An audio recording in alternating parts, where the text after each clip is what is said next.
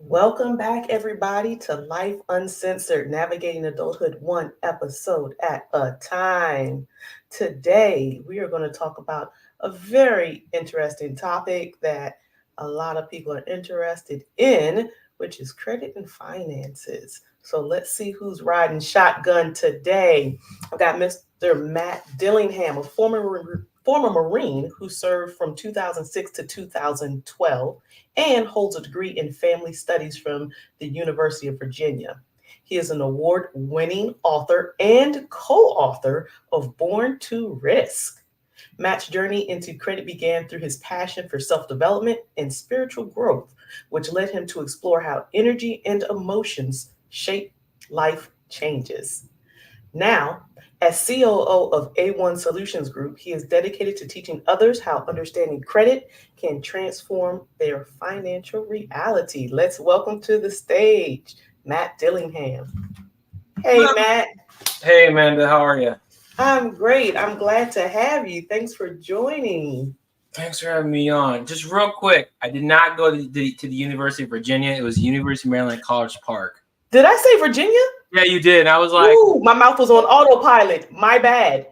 University of Maryland. I was like, I go. read that on the paper. He's on fire. Someone's like, didn't go there. Oh my gosh, that is my bad. No, my mouth was most certainly on autopilot there. I went University to of the University Maryland. of Virginia. The other one that's called the University of Maryland College Park. That's Yeah. what it is. That's That what one. it is. Matt, I am so glad that you are joining me today to discuss this topic. Financial literacy is a topic that's near and dear to my heart. You and I have talked about that a couple of times. Yeah. And I want to just jump right into it. I want to talk about your journey, how you got to this space, what led you to this, how things are going, what you're doing. I'm going to talk about all those things. I'm going to cover all of that today. So, first things first. That's what you want me to do. Spill the tea. I want you to spill all the tea. All of it. So first things first. Talk to us about about your journey from being in the Marine Corps to becoming a credit specialist. So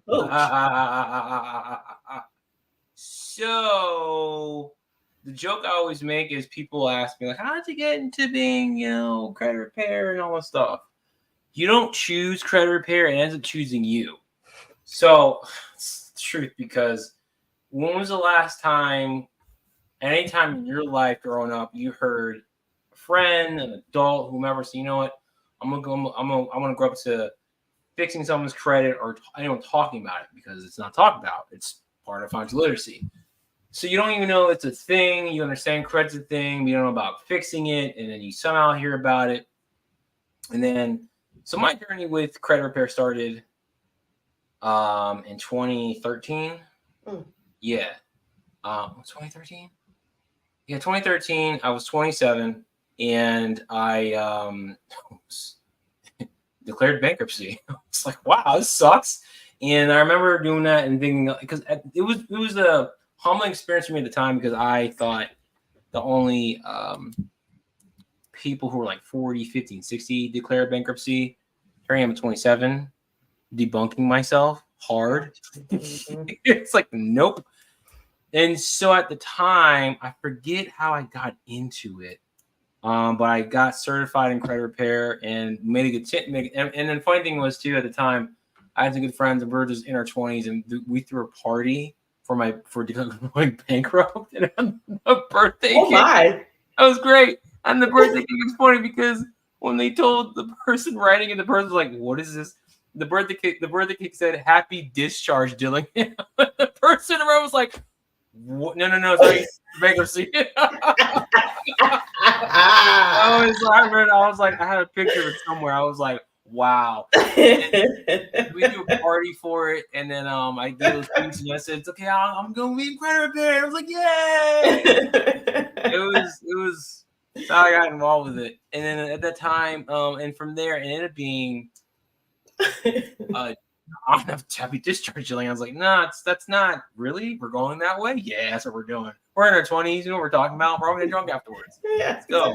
Exactly. So I from there, and being pretty much a 10-year journey of going in and out of credit repair. And prior to that, actually, the rewind, I, from being in the Marine Corps, I joined out in the reserve. So I joined, I joined when I was still in college. So I did the reserve. And in that time, I remember discovering that, I want to be an entrepreneur. I want to work for myself, be my own boss. And I discovered that through cash gifting, which I don't know is still around, but I got hooked on. I was like, this sounds a great idea. I give $500 in cash.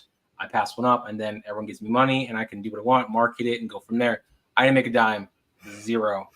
And did I stop? No. So I was like, I can work. I can do this. It's legitimate. And that started me down a line of going from one opportunity to next, this network marketing company to this network marketing company to this affiliate thing, that affiliate thing. And so that's how I got started in the entrepreneurial journey. And then along the way, I had an interesting relationship with money where I wasn't taught financial literacy like so many people are. I was told, get a bank account, credit cards are evil, chop them up. And in this journey, looking back now to credit, there's a couple things I can take away from it. One, I just abused money. I didn't really understand it. And then I didn't save. I learned the importance of saving money is something I learned. Two, your credit is an important thing that if that's not in place, it makes everything else a lot harder for you. Yeah. It's like, it's this invisible piece of information that's always lurking in the background that if you don't understand it and do something about it, people are looking at and they're judging you based on this information that you are afraid to look at. And the thing is, I didn't realize at the time that I could do something about it. I could change it. Again, lack of knowledge. Another thing I could say, a third thing, is that I didn't understand that not just with finances, but credit in particular, it costs you not only more money, it cost me an opportunity to make more money with New York Life. And it also cost me added emotional stress, also ate away of my self-esteem. Wow. I was already insecure, and as a man, because where was the time was when I got there was I lost my car in 2011 because I had no insurance and no expired tags, so I was carless. And then I was like, I'm going to the dating world. So on the outside, I was like, I was very I had some of confidence, a very outgoing, funny. But inside, I was insecure as all get out. And so when it came to dating world, I was like, on the outside, I'd be like, yes, what I do. I'm working. On the inside, I'm like, well, I'm really an entrepreneur. I have no car. I have shit credit. Trouble making money. Please like me for my ambition. Please. Hey, that doesn't work well in dating world. But somehow, I still got girlfriends. Whatever. I don't know. Maybe it's my humor or my good looks or both. I don't know how to this day, but I did. However, maintaining that insecurity, obviously, I get a relationship with someone who's just going to reflect what I believe about myself, and that makes a great relationship. Said no one ever. So Exactly. Yeah. So along that line, to then doing multiple different entrepreneurial activities, trying to make something work without having to work a regular job, but also realizing that, I had this internal belief that I suck, I'm stupid, but I had these high achievements I want to hit. It's conflict. You can't have that. It doesn't work. So all that combined to go and trying different things. And then I got into the credit space again fully in 2019 when I moved to Winchester from Gaithersburg because my girlfriend's born and raised here.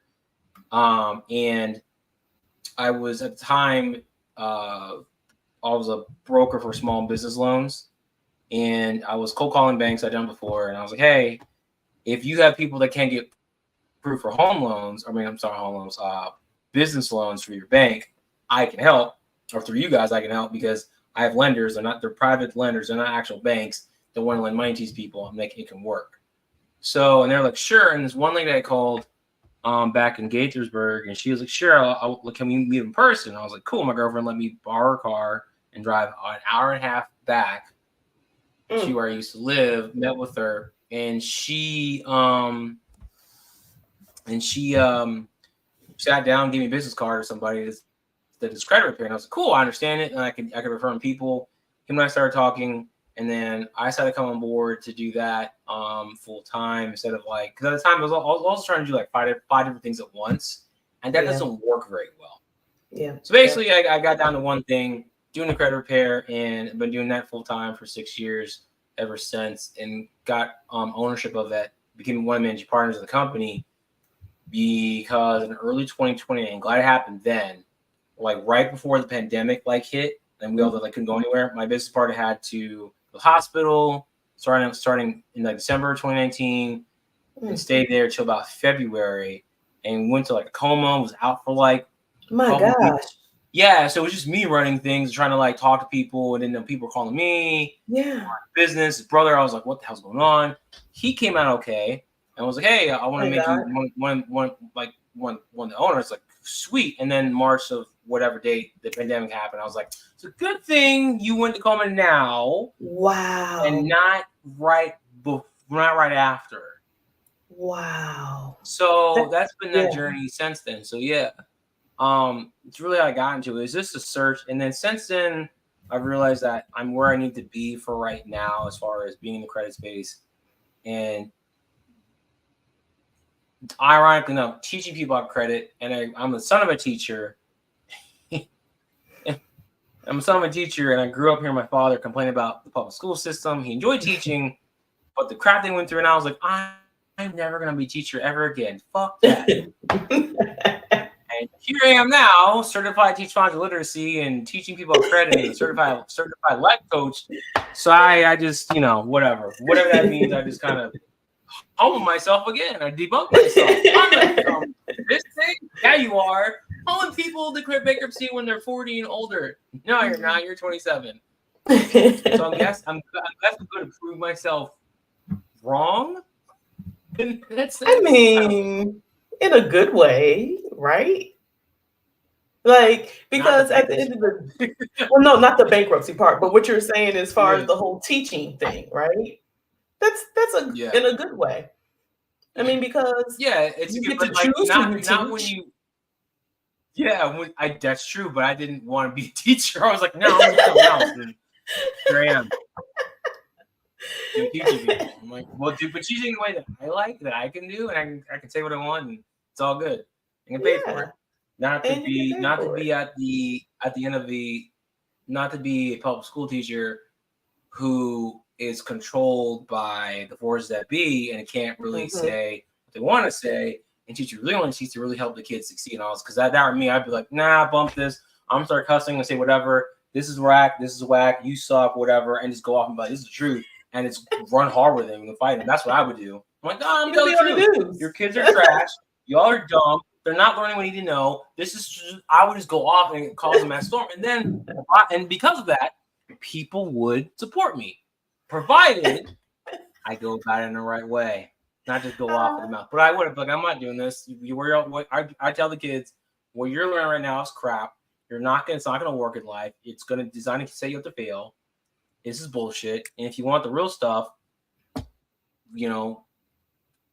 go on this site where I post things, whatever, or meet me after class. You know what I mean? Mm-hmm. Door open, say whatever. All truth.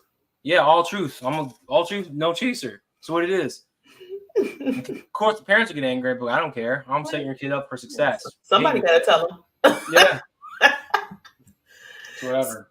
So then let's talk about the empowerment behind what you're teaching with the financial literacy, the credit management, understanding it, especially the credit management. I think kind of like what you were saying before, people are taught, stay away from credit cards. They're evil. Don't ever use them. Yeah. When what should be taught is how to use them, what they're used for, how they can benefit you, so on and so on and so on. So let's talk about that a little bit. What do you get out of empowering people with that type of knowledge, with credit and credit knowledge specifically? Okay. So for me, it comes about because I don't know how I'm like this. I'm naturally born life coach.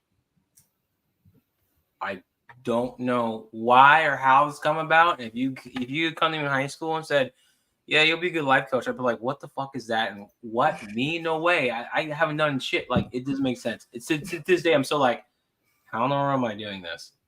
So I noticed that when I would talk to someone about when I would do the credit analysis, right? I was getting really into it. And I'm like, and someone said there's more that you can do. Mm. I'm like, well, my coach, I'm like, how? I'm going to do that? Like, with the stuff I believe in, energy and all that stuff. Like, I don't know nothing about it, all that. And for me, I enjoy teaching. God, it's a word, teaching and coaching it, because it's like, this is not how it works. This is what you can do to change it. And it's good to hear when people say thank you, and they're like, wow, is that why? And they're like, okay. And you can see that, okay, we can change this, can be dealt with it. We're not stuck with this one choice where they think, oh, I can't do anything. I can't do it. Yes, you can. Here are the laws or the reasons. I think, oh, okay. Yeah. And whether they run with it or not, I'm doing my part and saying, you can change this. Here's how. And you want to take it further, I also provide life coaching to go deeper into it, where we can look into your beliefs, not just change your mindset, but shift the unconscious identity, which then the mindset, everything else changes all on its own, because you're changing the beliefs you have on the inside that you took on as a little child between the ages of 0 to 5. So that's a lot to unpack, right? Because think about it. It's 2024.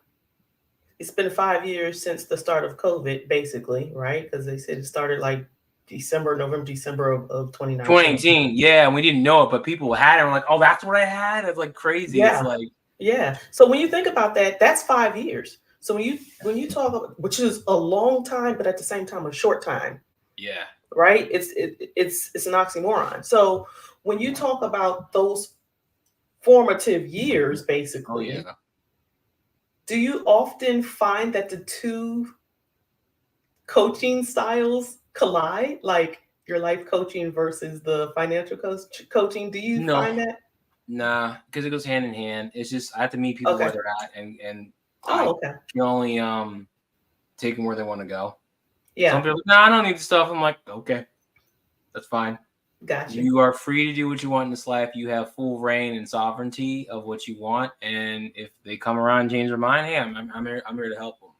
Gotcha. I know that for me, part of this journey getting credit repair starts way back when I think I was in the 5th grade. I remember the day very clearly. Well, it still stands out to me. Back home in Maryland, and it had to been a sunny, warm day, because I was riding my bike, had my helmet on, and I didn't have a jacket on. I forget why I was coming home, and I remember walking in the house. It was a clear, nice, sunny day, and I was walking in the house, and in front of me, there used to be a smaller sofa, and to the left of that, there was a longer couch. On the sofa was my dad sitting there, and my sister at some point came there, and my mom was sitting on the long couch, and she was like this, like not looking at me, just looking down, and I was like, okay. And that's when my parents now said they're getting divorced. Oh my. Yeah, and so at that moment in time, my sister did the amazing thing, the right thing of dealing with it now and then, and started crying. I've stayed silent. And older sister or younger sister? Younger sister. Okay. So she started crying. I stayed silent because I was like, because for some reason I had this belief that like your parents get divorced, it's dumb and stupid. It's embarrassing, and you don't cry about it. I don't know where I got that from, but I made it up. So I didn't say anything. My parents freaked out, and they were like, he's not saying anything. We may hate each other, but our son is not is not dealing with it. So that ended up doing some things where I had some conflict with my mother growing up. But that moment in time, as traumatic as it was, it set me at the time, unbeknownst to me, a path of self-development, personal development. Wow. Discovered, because I start off with, I do not want to have this happen to me again. So somewhere along the way, I think into high school, I started learning about yourself and things, and I was like, oh, it's high school and college, I believe. Between then, I realized, okay, if to not get divorced, that means I'm going to choose a partner or a woman based upon my mother. I was like, nope, don't want to do that. I don't want to repeat that cycle again. No. So, and I figured it out because when I was having so much issue with my mother in high school, I put myself in therapy multiple times, even in my 20s. So I recognized it's me doing it. Then in college, I initially wasn't sure, wasn't going to study, and I thought, first I was undecided, then I thought psychology, and then I learned about family. At Towson University, it's called family studies, but then Okay. when I got to Maryland, it's called family science. And I was like, bingo, this is it. This is how I prevent find the root cause of divorce. And I learned about family law, how families are important, and I'm like, oh, this makes sense. And with that, I want to do work. I want to work with like families in the military. I joined the military. Didn't do any of that shit. 6 I years. Yeah, I did a path of trying to find what I wanted to do, while I was trying to be like, I don't repeat the past and learning more about myself. And so that moment in time was like, this is important because that took me on a journey of personal development, beliefs, energy work, all of that. To where I am today, where it's, oh, this makes sense. This is how you stop recreating the same bullshit, because you have to go within and look at the program you have and have someone else have someone else hold space and go, this is what you believe. Do you want to believe it anymore? Nope. All right. Throw that back in the universe. Let it dissolve into infinite possibilities. Done. In some cases, you may have to solve something new, but when you let go of it, the pattern doesn't happen anymore because you naturally focus on what you want, you can get it. So yeah, absolutely. And let me say this to you as well. So many and people watching this or listening to this, how's with the finances, it all relates to everything, because here's what it is. Again, unconscious identity, credit, money, and finance, right? When I talk with people, your credit, if it's not great, it's simply a reflection of what's going on the inside, because you don't have bad credit just because, unless, unfortunately, you were a child, and some parents do this, they jack their credit up, so they'll use their children's social to get things in the children's name, and it's like the child grows up and goes, why do I have collections? I was 10 years old when this happened. That's why. So unless that happened, it's a simple reflection of what you're doing with, the money you get, and how you really feel about yourself at the end of the day. Because if you feel really good about yourself and everything else, and you got bad credit, you may not feel good, but you'll change it. And it goes down to, when people think about if your credit's bad and how it all connects, is a question you can ask yourself is, what were my earliest memories of money? That's one. What do you believe about money? 2. 3, going back to childhood, how was your childhood growing up? If we all have some sort of trauma. If you got molested as a kid, other things, if you saw your parents fight a lot, especially around money, you at the time didn't realize it. You formed beliefs around this crap, and like, whoa, money's a bad thing, and we shouldn't have it, or all this stuff. So the money you get is enough to keep you alive, and that's as far as it goes. So this is how it all relates, because, again, as an example, you have trauma, and your parents fought all the time, and so for you have an unconscious belief that money is a terrible thing. Shouldn't have a lot. It's not. I'm not safe. Mom and dad fought. Nope, not gonna have enough. And so then you're trying to fix your credit. Well, guess what? Having a credit requires you to have enough money coming in. You also need to learn how to pay stuff off, pay the bills and things. Well, if you're not making enough money, you don't believe you're worth it, but you're gonna try better credit, you have a conflict, because rationally your conscious mind is like, oh, I want better credit, more money. Unconsciously, it's like, what is this fool doing? Doesn't this fool not remember that growing up, mom and dad fought and we got beat? We're not safe. No. Can't have it. Or if you somehow do get it, so where self-sabotage comes in, you get it and your unconscious mind kicks in and goes, what? No, we can't have this. We're not safe. And then the people end up doing things they don't know why. Because there's an unconscious thing where emotion things come up and then you're rid of it, and then you made bad credit. Now, these examples, but if you tie it all back and you go back to root cause, you undo everything, then you don't have the resistance to taking the action necessary. You don't have the resistance to bringing more money, having better credit, you'll just do it and you'll stay there. Yeah. And to add one more layer to that onion, how different people absorb the same energy differently. So if Yeah. there's siblings in the house that have gone Oh, through that yeah. same trauma, like you said, using the example of mom and dad always fighting over money, sibling one, the way they handle it will and think of it and interpret it will always be different than sibling 2 and 3 and so on and so forth. So Oh, that yeah. there's that as well. Yeah, exactly. And it's different. So you both look at the same end and go, oh, and then because the other thing, it's your perception of personality, how you perceive it, all that stuff's a factor. But at the time you're so young, you don't realize. You go, well, this sucks, and so you bury it. But then it comes out in other things because you haven't dealt with it. Like the little boy and girl, and you're still doing with that moment in time, and will come out in your behaviors and what you say to be like, hey, stupid, I'm still stuck in this moment in time of fear, whatever. Can you please come back? Let me know it's okay, that I'm worthy, I'm safe, I'm loved. You deal with that, then you can move forward because we age, we get older, we've moved on, but the little boy, girl, is saying nope, and it comes up in behaviors, which is why the saying is, gee, that person acting like they're 5, because literally it's their 5-year-old coming out saying, hey, stupid, I need you to, this is not okay, and that's what it is. But the thing is, right now in our society, the victimhood card is a big thing. So, oh no, it's not my fault. It's my trauma. It's this, and we stick to, we identify with, like, you're not your trauma. It's not an excuse to act a fool. You have to own it and then realize, detach from it, and then learn and just let it go and be like, I'm still fine. And then when you do that, then you get your power back. Absolutely. More of your power. Absolutely. No, I love that. I love the way you said that, because that's got to resonate with a lot of people who do not have a good relationship with money. And I mean, I've seen it in my travels, quote unquote, in terms of this financial literacy journey that I'm on with the community. You see that, and you see so many people that just feel like if they've got it, there's something wrong. Or if they've got it, then it's not going to last long. This was a fluke, that type of thing, as opposed to, no, it's okay. This is good and okay. Yep.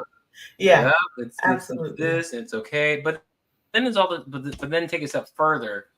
Before you're born, sometime in the womb, your unconscious mind or subconscious mind is developed in the womb. It starts then.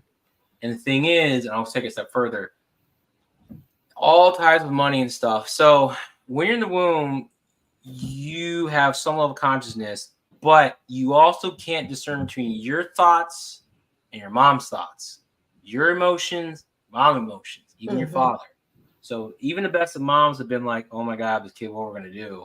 She's worried. You get worried. Something happens. She gets in a fight with dad, whatever. You get somehow punched. You start to believe I'm not safe. You haven't even popped out the womb yet. That's 1. 2. Epigenetics is a real thing. It's a real study. There's a book. I need to get on it. It talks about, because everyone thinks, we inherit genes and traits and good looks, but we inherit beliefs and things from our parents, grandparents, and ancestors, and they trace it. And so forth. What they found is that you can inherit trauma and things 7 generations up. Good grief. Oh, yeah, because it's true. And people think that, how is this possible? Well, ever notice how some breeds of dogs are just already trained and ready to go? Well, somewhere along the line, some dog master breeder took 2 dogs, trained them, bred them. Next generation came out easy to train. Trained those 2, boom, bred them again. And then within 3 or 4 generations, the next that new generation is trained from the get-go, because it's inherited. Think about it. It's Mother Nature. Mother Nature's you're designed for survival. So it's like, this has helped us survive for so long, so I'm gonna pass on to you to survive. That's what with us and animals. The difference is that with us, we don't have to worry about surviving. We can thrive. The problem is we're not taught that, so we don't know about this. So we end up passing on these survival beliefs that has helped us survive throughout this time. To now we're in a time in human history where we don't have to worry so much about trying to survive. We can thrive and have the life we want. But we don't know this, so we're carrying these beliefs on us unconsciously, and then we also wonder why we can't have what we want, can't get what we want, all these things. Well, here's a good example. We're both Black. Slavery is a real thing in this country. We got a lot of trauma from slavery, and one of the ones that I inherited because I won't explain this right now at the time, but I was having a recode done on me, and the person doing it was like, Matt, there's a belief that you have somewhere up in a generation that said, don't do anything new, don't take chances. And she's Oh, like, that's where wow. it came from. And I was like, well, that would make sense, because if you're a slave and you see someone do something new and they get whooped and shit, whatever, and killed, that comes into you. You have kids, you may tell them, and it goes on. And at some point, they don't talk about it, but that belief trauma is inherited in you, the next generation, next. So I had that. I was like, I didn't know I had this. You're not going to be consciously aware of it, because the unconscious mind, subconscious mind communicates with emotion. That's why you can't sit there and go, let me change my beliefs. You have to talk to it through emotion. Yeah. That is so wild, because I say all the time, you don't have to live with somebody for them to be in you. I say that all the time. Like you got kids that, come from, or adults that were raised in single parent homes or whatnot, but you see traits of that absent parent. It's like, just because they didn't live with you doesn't mean they ain't in you. And like you said, yeah. Oh, they like the uncles. Oh, they like the granddad. Oh, they like the, that kind of thing. That goes, like, it travels. So what you said makes complete sense. That makes complete sense. Yep. Or there's more. I can go deeper, but it's how it's part of our experience and what we have here. And again, when people are trying to have better credit, money, it's like, why is it a challenge? Well, because we have beliefs from our childhood and from our families, generations up, that say this is not good, that's not good, just so. And the purpose behind it, and there's nothing wrong with it, is to help you survive, keep you safe. That's why. Yeah. The thing is that no one sits you down and says, hey, Amanda, you're 25 now. You can let go of the crap that you learned when you were 7.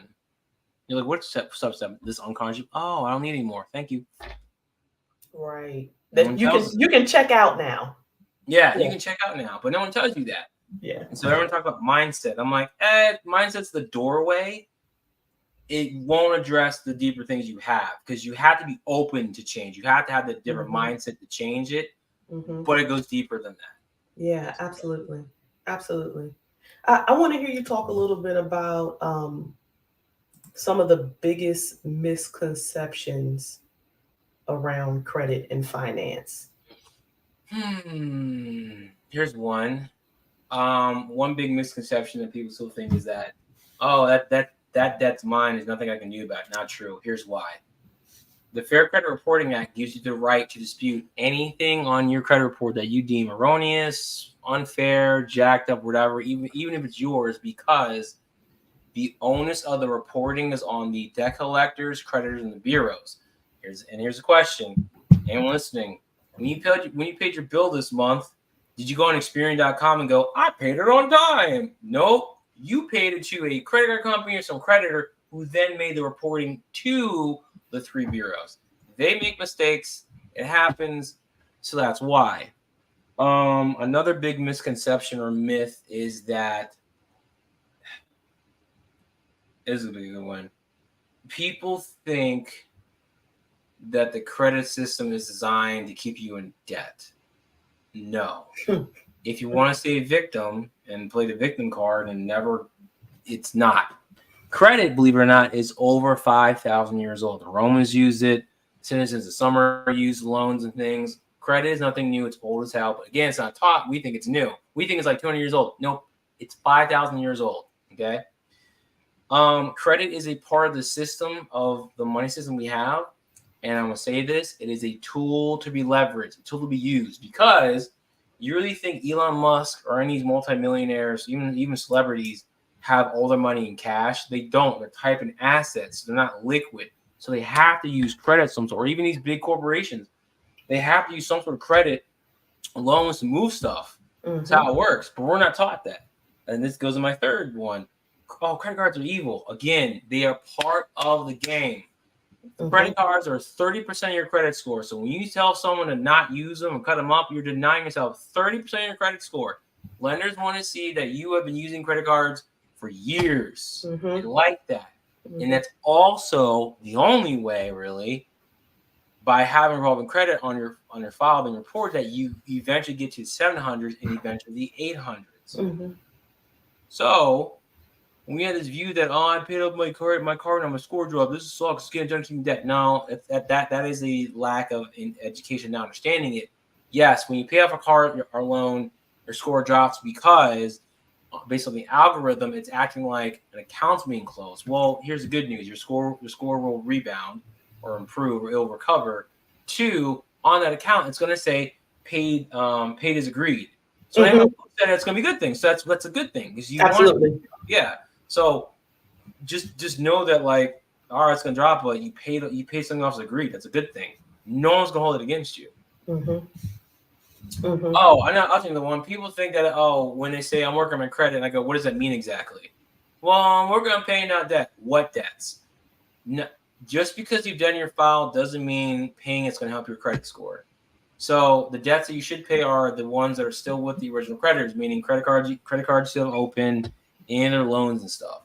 Once your account is charged off or sent to a debt collector or even a repossession, it is paying that debt does not help your credit score whatsoever. Why? Well, here's why. When you have an account, say with Bank of America, it's $3,000. They can't collect on it. They can get money out of you after 6 months to a year, whatever. They then charge it off. Mhm. You then decide, okay, I'll pay it, and you think you're doing good by paying the debt off. Your debt goes away, but here's the problem: it comes to another lender, company that looks at your file. They're gonna go, so you didn't pay that account till it was charged off, meaning you had all this time, because things are not charged about the one payment. You had all this time to do something, and you paid when it got charged off. It's not debt collector, which means if I loan you this money, that's gonna happen to me. Mhm. Nope. Right. Or they give you a crappy offer, and people don't understand that. Like, what you said is you didn't care until it got charged off, and then you. So what you're saying is, I don't care about paying people back in a timely fashion. I want to pay when I feel like it. Right. I'll get to it when I get to it. Yeah, it's not how it works. Absolutely. Absolutely. I love that. I am going to pause here. We're going to take a quick commercial break, and we're going to be back because I want to also start getting into your book. I want to talk a little bit more about Born to Risk. So stay tuned. We'll be back in just a moment.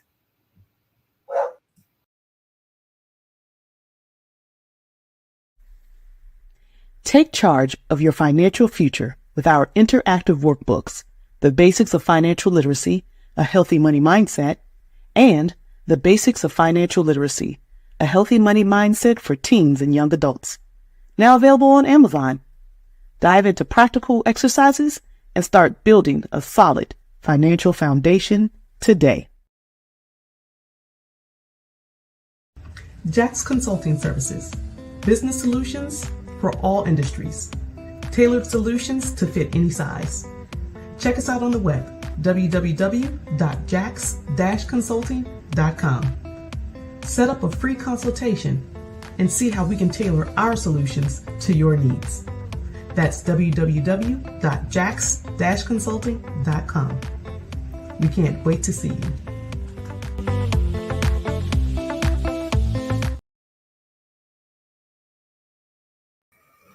Okay, we are back with Matt Dillingham, and he has given us some gems today.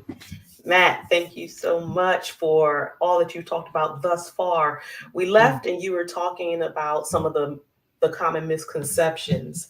And one of the other things I want to talk about before we jump into Born to Risk is, can you give some tips? Maybe let's say three tips on practical ways people can, or practical steps people can take to improve their credit.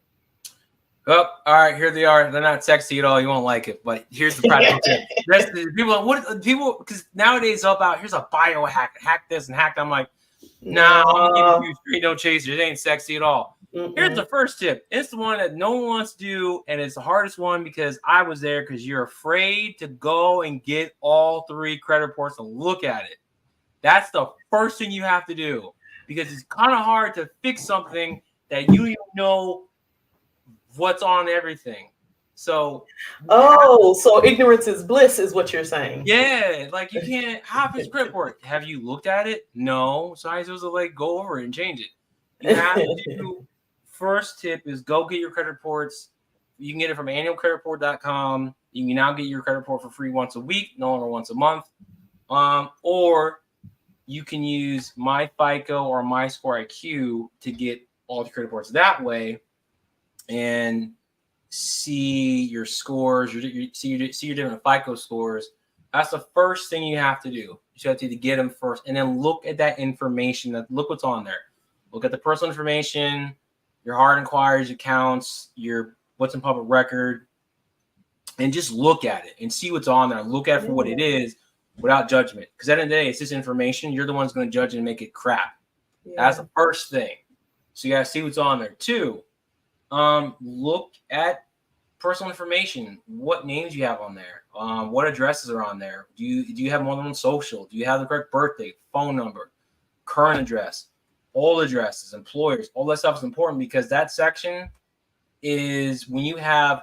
A lot of people don't know that section is the most important section you want to have up to date, because when you go to apply for stuff online, the algorithm is going to go through every single possible variation of your name and address on there. People know this because when you apply for things, you put down different versions of your name. That goes in that section.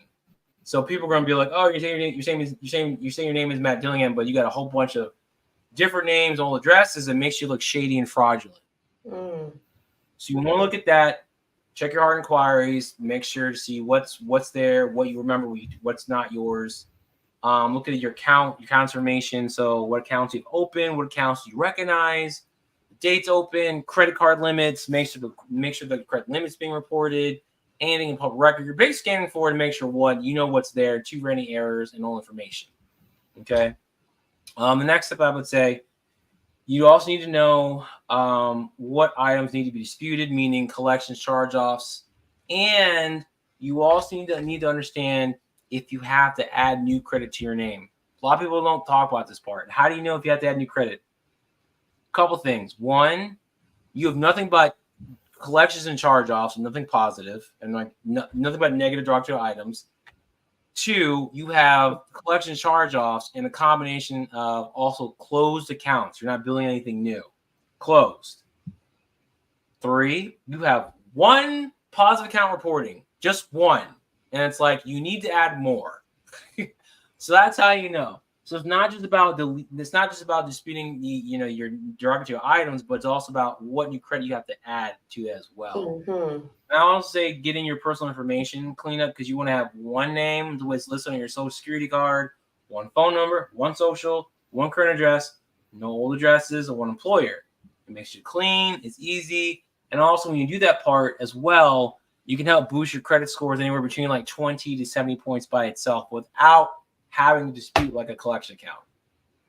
So just removing like really old addresses, your address that's on there from 20 years ago, things like that can help in that way. Yeah, all that stuff. And then also looking at your, how many credit cards you have, paying the balances down by bare minimum 30% of the credit limit, not the balance of the credit limit. Yep. Even taking it down to 10%, or if you can pay them off, be at 0, and keeping them active. Right. Do not use them. Your creditor has to pay money to report activity to the bureau. So if you don't use them for like 6 months or more, they will cancel it and they will not tell you, and you can lose 100 points or more. That's a very important thing to say, because again, because people aren't taught this, they think, okay, so I've paid. Oh, thank goodness, I finally paid that off. It's going in a drawer. I'm never using it again. Nope.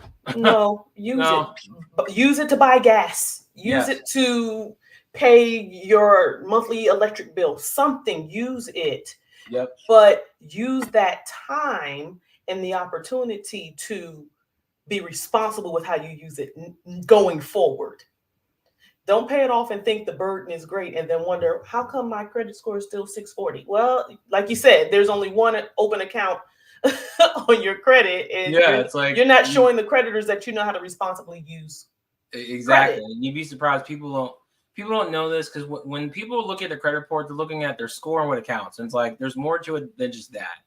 Like, why is my score not going up? Because Absolutely. you have to start rebuilding credit in your name and add into your history, hence what's called credit history. Mhm. And start doing that so that way, because eventually, because here's the thing, people would love to be people want to be in 800s, and here's two things about about getting about having an 800 credit score. One, less than 1% of the U.S. population, so like 0.5%, has a credit score 800 or higher.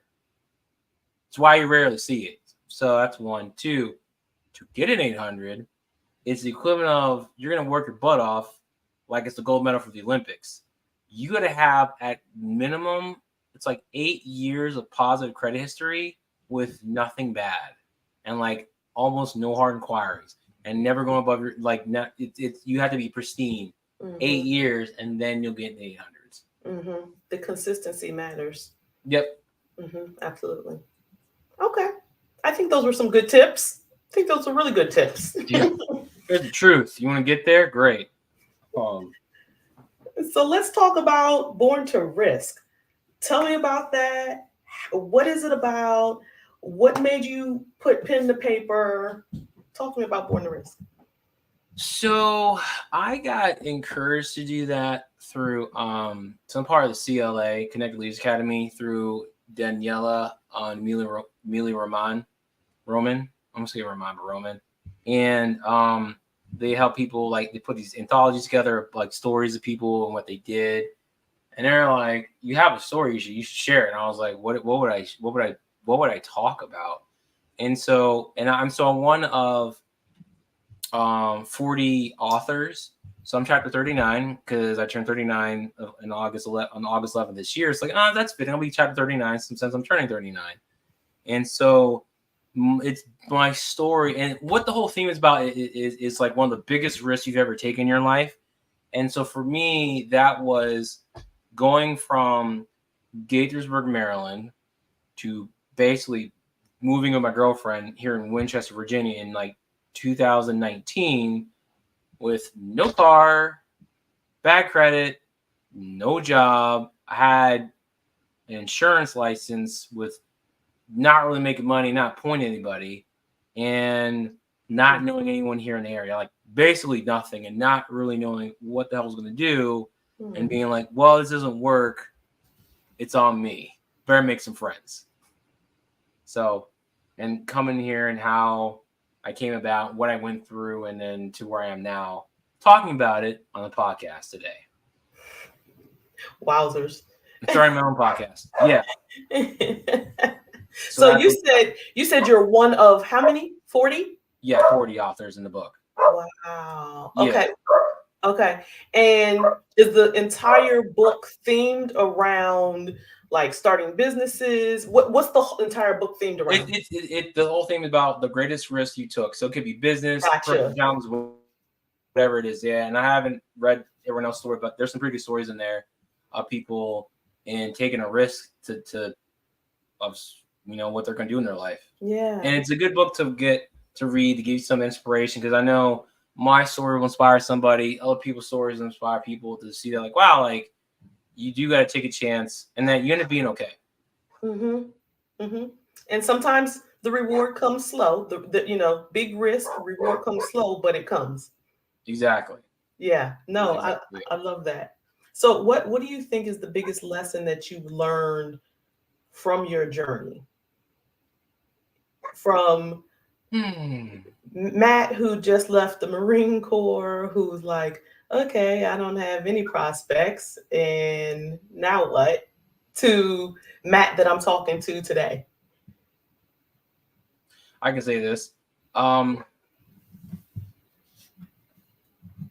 for what you want, and you'll be okay. You'll be okay. Like, you don't have to worry about so much bullshit. Like, you'll end up being okay. And I was like, I've always been okay. I'm like, okay, I'll be fine. Even and it's hard to believe that when you're like, I don't know what the next jump will be like, especially facing a big change. Like, I don't know. But I've always told myself, I'm like, in the pit of my gut, it's like, you'll be fine. I don't know how, but I'm being okay. And it just happens. It's like, you'll be fine. So the biggest lesson learned that I'm hearing from you is just take the leap. Things will work out the way they're supposed to work out. Yep. You end up Yeah. being okay, and you're glad you did. Versus the people who, and Yeah. it's true. The people are gonna get older, and they're in a nursing home or they're passing away, and like it's a common thing where they say, "I wish I had done what I really wanted to do." They regret not doing the things that they wanted to do instead of the things that they had done. Yeah, and that's always the advice later on, and that's something that I've been preaching like the last, especially all of this year, just living without regret, taking a chance, seeing what happens. Either something good is going to happen or something bad is going to happen. But if you don't do anything, nothing's going to happen. Like, I love that quote from Golden Girls. Like, that's it, because it's so simple, but so freaking true. Like, just take the chance and see what happens, and even if something bad happens, the chances are something good is going to come out of that, and so no, I like that a lot. I like that a lot. We haven't talked very much about A1 Solutions Group specifically. So talk to me, what is the primary focus and goal of A1 Solutions Group? Take over the world by fixing people's credit. Yes. The whole world. Forget the He United said States, sinisterly. Yeah. My business partner isn't here to talk about this, but I would say for me, the goal is to educate the people on credit, financial literacy. Yeah. Not just empower people, but also help them to recognize the power that's already within them, that's infinite, that they can change their lives financially and do what they want. Instead of just, I fix credit, have a nice day. No, there's more to it that you should definitely look into, and to take things on a I want to say deeper level. Yeah. Yeah. No, I think that's good. I mean, how many people do you encounter, clients, being specific to like clients that you talk to? Do you hear the same old, "Oh, I'm broke. I'm always gonna be broke," or those self-sabotaging Beliefs words that they Um, say out loud and they truly believe, like, well, it just is what it is. There's nothing that can be done. Like, how often do you come across that in a professional setting? I haven't really come across it very much. Okay. Most of it actually is them feeling shame around themselves based on their credit. Wow. I wish I had learned this years ago. This is the worst credit report you've ever seen. I know you have. It's that bad, isn't it? It's terrible. Blah, blah, blah. That's really where it is. It's not so much this is how it's going to be. It's I don't know what to do, and credit's terrible, and I need help. It's the same game, just spoken in different ways. It's shame. I don't like who I am, and because of this report that they're in control of. Yeah. So then, well, with that, then, what are your goals, Matt, specifically, for helping people transform their lives through making better credit decisions, better financial decisions? Take over the world. Done.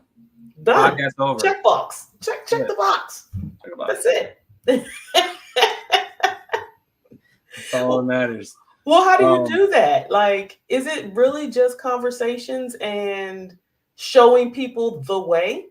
Or is it more than that? Like, how long do you stay with a client?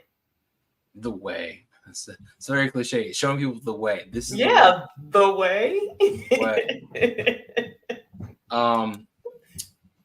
So typically, we're working with clients. It's usually for a number of several months, but we do offer lifetime credit repair. So encourage them to stay with us, for the long haul. What was the other question you had? Here's what I'm looking to do with people is not just fix their credit, but do group coaching and some one-on-one coaching where I can truly help people on a deeper level and do the recodes and processes that I've learned to help them remove the barriers and unconscious resistance that they have towards, having better credit, more money in their lives, getting what they want, and using that to show them you have the power within you, which is infinite. This way they can, create a life that they love. Wake up every day being like, hey, I can choose something different. I know the process of what to do to change things, how to handle things, and show them like how they can do that consistently. And do it in group setting and one-on-one, and look at what's really going on beneath the surface, and that your money issues aren't issues of money. It's you believing on some level that you don't deserve this or that, of whatever it is. You don't like who you are. Yeah. And then work on that. You change it, then you can bring more money and things, and work on that gradually and shift that. Yeah. So that's really what I want to do with people and help them out, because I enjoy doing that. I've done group recodes. If we had people live on this, I would do a group recode right now with you and everyone else, or I could do one now and demonstrate how it works, and you could experience the shift within a couple minutes. You're like, wow, I feel better, and like, I'm gonna go do this now. It's just different, Yeah. So, yeah. Really change your mindset and outlook on how money is used in your life, how you use it, and how it is used in general.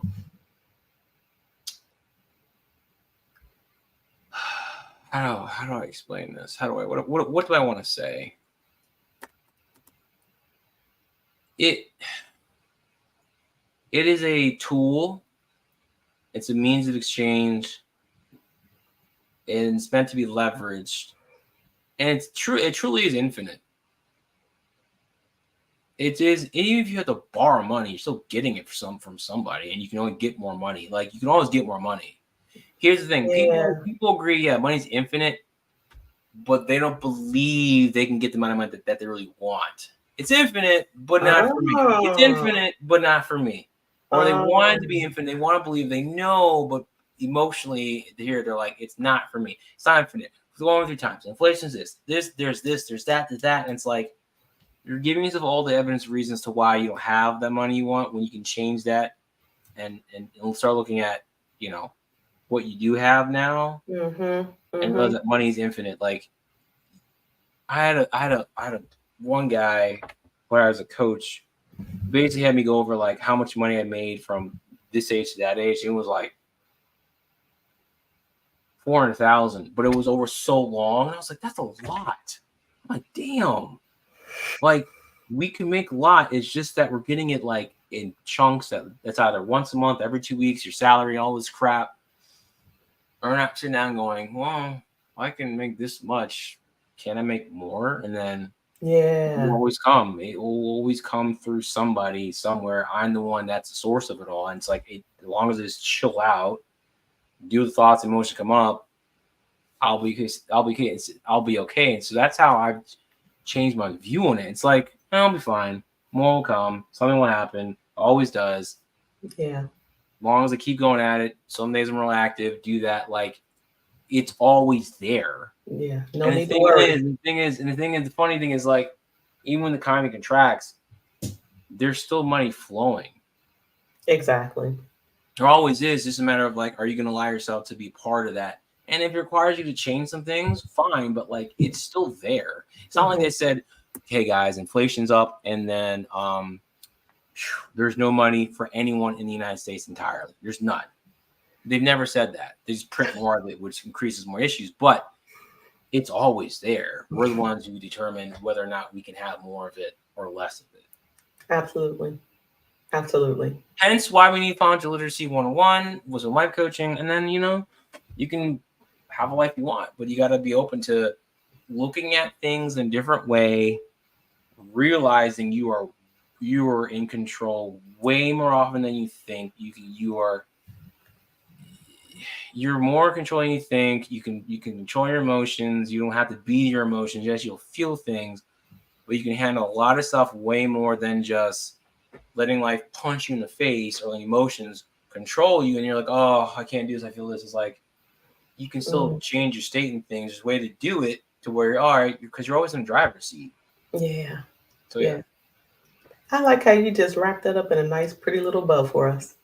I didn't know I did that. Thank you. You quite did. You quite did. That's what I Matt, you have do. been a joy to talk to. You have given us a lot of good information. I hope people were listening, taking notes, especially in terms of checking those credit reports. And, as Matt mentioned earlier, update, you can now pull them once a week from the 3 credit bureaus as opposed to once a month, which especially in Actually, no, I'm sorry. Correction. Let me go back. It wasn't okay. once a month. It was once a year. Okay, so now it's once a month. No. It used to be once a year, and then Yeah. COVID happened, and then they made it once a week, and now they changed it permanently once a week, which is smart. Gotcha. But, yeah, I'm sorry. I mean once. I meant once a year. Got you. Used to be Once once a year. Once a year. I'm like, but it gets updated monthly. Why am I getting one for free once a year? Exactly. And then, well, you know why, but that's another episode. Conspiratorial, yeah, conspiracies in the middle of Lockhart Davis. Control you with the money is what it's about. It's keep us happy, fat, dumb, and ignorant. Yes, ignorant. Yeah, ignorant. Mean ignorant? Ignorant.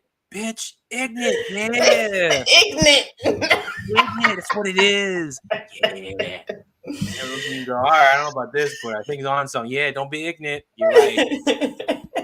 So if you didn't understand why I had Matt on before now, that right there just demonstrated the why I wanted Matt on this episode, on this show. All right. He's a ball of fun, but he's also a ball of information. And I appreciate you, Matt. Big time, big time, big time. I want you to tell the audience how they can get in touch with you, how do they stay updated with your latest events and happenings and whatnot. Well, okay. I have a podcast myself, which you were on. It's called Financial Life. It's on Apple Podcasts and Spotify. You can go to that, subscribe, listen to different episodes. Mandy, we're on. Talk about credit, some other things. Lately, I've been doing segments on the military because I served in the Marine Corps, as you know. So I'm doing Military Mondays to celebrate any veterans and promote them. And then I'm doing Winchester Wednesdays, which for where I am locally, to promote the local business around here. And then if people would like to speak with me one-on-one, you can go to speakwithmatt.info. Again, speakwithmatt.info.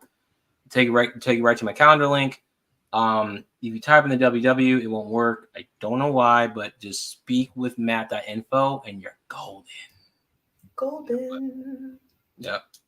Awesome. You can also find me on LinkedIn. I'm active on Facebook as well. Facebook's username is like M Dillingham with the number 1. I don't know why that is. I need to change it, but M Dillingham with the number 1. You can also look me up on YouTube, A1 Solutions Group YouTube as well. And yeah, that's pretty much it. Awesome. Awesome. So final thing to leave the audience with. Tell the audience either your greatest joy or your favorite quote and why it's your favorite quote. My greatest joy or my favorite quote? Mm-hmm. Why do you say the hardest question for last? I thought we were done. You're like, no, keep you on your toes. Your greatest joy. I don't even know if this is a quote really, but I guess it's a quote. If I had to quote something, it's gonna sound weird. I'm a gamer. I've been playing PlayStation, Super Nintendo since I was way young, and there's one game called Kingdom Hearts. In the very first game, this quote like stood out to me for some reason, and it said, because you're the character and this voice talking, but the words appear on the screen, so I don't know who's really speaking. But it said something like, so much to do, so little time, so take your time. And it's always stuck with me since. And I was like, that's a good point. I was like, yeah. And I was like 16, 17 at the time when I played the game. So that came out in like 2002. But that saying, I was like, that resonates with me. Yeah. I'm going to do that. Yeah. I like it. I like it a lot. Thank you, Matt Dillingham. You have been an awesome guest. I'm going to ask you to hold on with me for just a moment, if you don't mind, while I Sure. close out the show. Yep. Awesome. Ladies and gentlemen, Matt Dillingham, Thank A1 you, man. Solutions Group. Yep. I am going to end our show with a few housekeeping items. Firstly, next week, our episode will be September 4th, 7 p.m. live. I'm going to speak with 3 ladies who are going to demystify the stereotype that women can't work together without being catty. So you'll want to tune in for that. That's next Wednesday, the 4th at 7 p.m. Eastern.